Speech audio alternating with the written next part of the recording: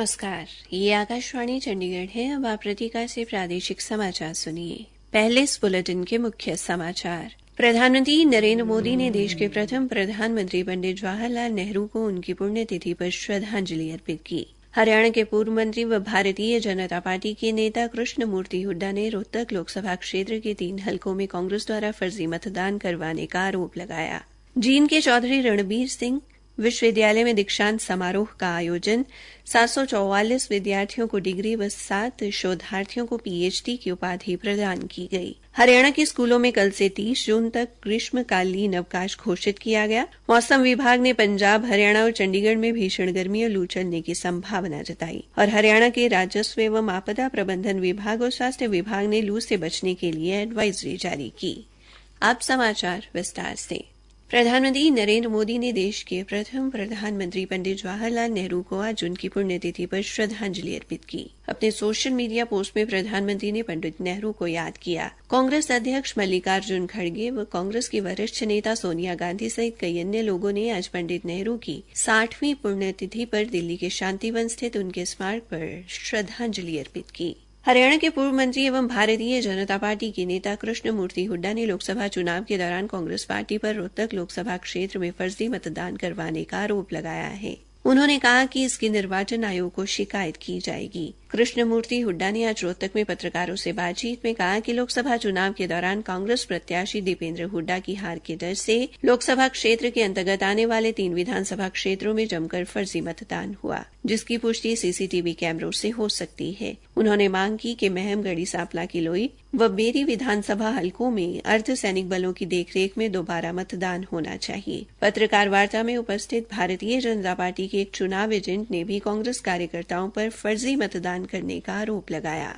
जींद के चौधरी रणबीर सिंह विश्वविद्यालय में आज चतुर्थ दीक्षांत समारोह का आयोजन किया गया, जिसमें उच्चतम न्यायालय के न्यायाधीश डॉ सूर्यकांत ने मुख्य अतिथि के तौर पर शिरकत की, जबकि समारोह की अध्यक्षता हरियाणा के राज्यपाल व विश्वविद्यालय के कुलाधिपति बंडारू दत्तात्रेय ने की। समारोह में 2021-23 सत्र के 744 विद्यार्थियों को डिग्री और 7 शोधार्थियों को पीएचडी की उपाधि प्रदान की गई। इसके अलावा 21 विद्यार्थियों को स्वर्ण पदक प्रदान किए गए। डिग्री पाने वाले और 744 विद्यार्थियों में से 509 छात्राएं हैं। इसी तरह पीएचडी की उपाधि पाने वालों में 4 महिला शोधार्थी और स्वर्ण पदक पाने वालों में 18 महिला विद्यार्थी हैं। दीक्षांत समारोह में डीएवी शिक्षण संस्थानों की अध्यक्ष पूनम सूरी को भी डॉक्टरेट की मानद उपाधि से नवाजा गया। इस अवसर पर अपने संबोधन में न्यायमूर्ति डॉ सूर्यकांत ने छात्रों से आह्वान किया कि वे सभी विद्यार्थी अपने जीवन में लक्ष्य अवश्य निर्धारित करें, क्योंकि जीवन में आगे बढ़ने के लिए लक्ष्य का होना अति आवश्यक है।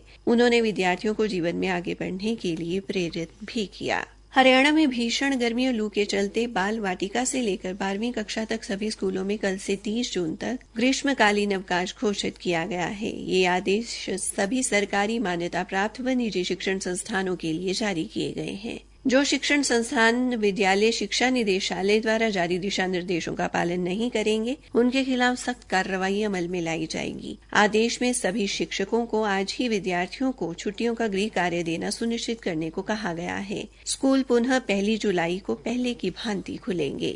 प्रादेशिक समाचार आकाशवाणी चंडीगढ़ से प्रसारित किए जा रहे हैं। मौसम विभाग ने पंजाब, हरियाणा और चंडीगढ़ में 30 मई तक भीषण गर्मी पड़ने और लू चलने की संभावना जताई है।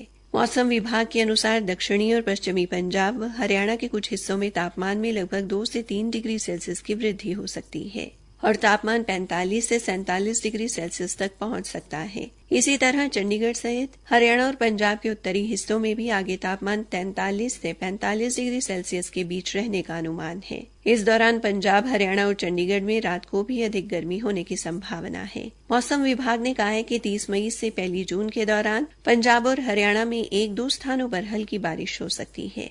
मौसम विभाग ने लोगों को गर्मी व धूप से बचने, हल्के रंग के ढीले सूती कपड़े पहनने से ढककर रखने और पर्याप्त मात्रा में पानी पीने की सलाह दी है। राजस्व एवं आपदा प्रबंधन विभाग ने भी लू से बचाव के लिए एडवाइजरी जारी की है। एडवाइजरी में हवा के गर्म थपेड़ों और बढ़े हुए तापमान में धूप में घूमने वालों, खिलाड़ियों, बच्चों, बुजुर्गों और बीमार लोगों को लू से बचने की सलाह दी गई है। इसके अलावा पशुपालकों को भी पशुओं को छाया में या ठंडे बाड़ों में बांधने व समय समय पर पानी पिलाने को कहा गया है। आमजन से आह्वान किया गया है कि वे सरकार की ओर से जारी की गई एडवाइजरी का पालन करें।